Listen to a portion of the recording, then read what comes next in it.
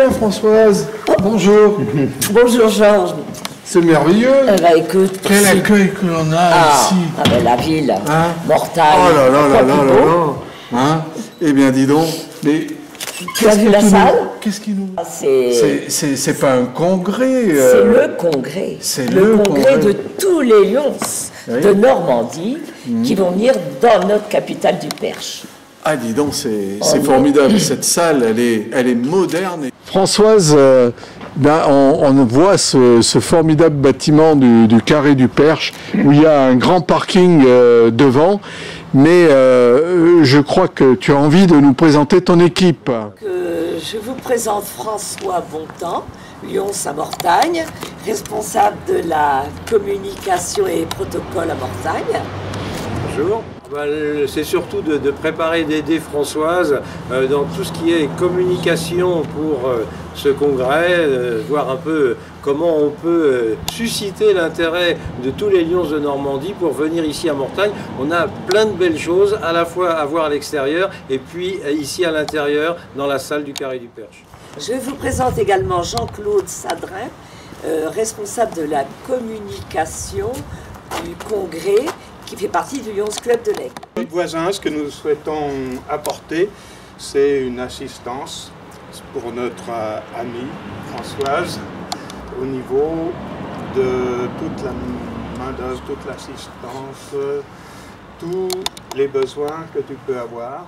Et j'ai le plaisir également d'accueillir Michel Ganivet, président des Amis du Perche, et qui nous a donné le plaisir d'accepter de prendre en charge les conjoints pour les promener dans toutes les beautés de Mortagne et des environs. Vous avez tout prévu, hein?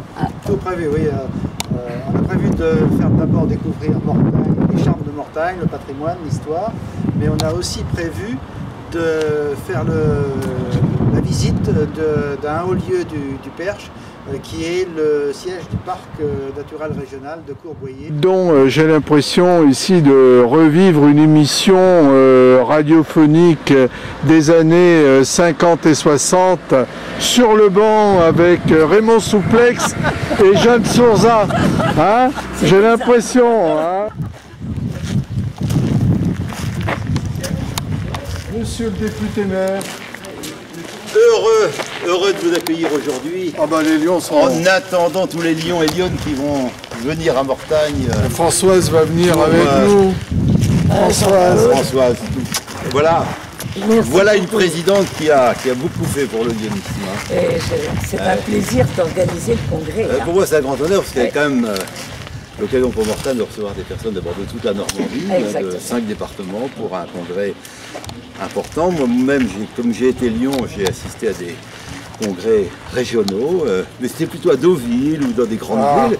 Et alors là, vous venez à Mortagne, ça montre que d'abord il y a des personnes qui ont contribué, Françoise ou bien votre gouverneur Hugues Moineau, et puis en même temps que Mortagne a la capacité de vous recevoir de telle sorte que vous gardiez un bon souvenir de ce congrès. Ah bah écoutez, nous sommes ravis et puis je crois que nos amis normands ne se doutent pas de tout ce qu'ils vont pouvoir trouver à Mortagne. Parce que moi-même, depuis 1 heure que je suis ici, je n'arrête pas de découvrir des choses extraordinaires. D'abord, le lieu où nous allons nous retrouver au Carré.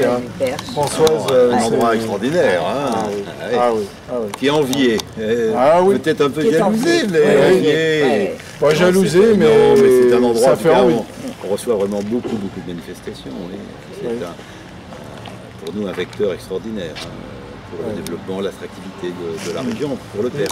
Et la mairie, là, a toute une histoire. Alors, la mairie ressemble à un certain nombre d'hôtels particuliers qui ont été construits à Mortagne plutôt au XVIIIe siècle, XVIIe, XVIIIe siècle, quand Mortagne était la capitale administrative du comté du Perche. Et Mortagne trouve sa naissance à quelle période? Parce que nous, sur la côte, nous avons plutôt, on parle de Guillaume le Conquérant, 1047, la bataille de Val-et-Dunes.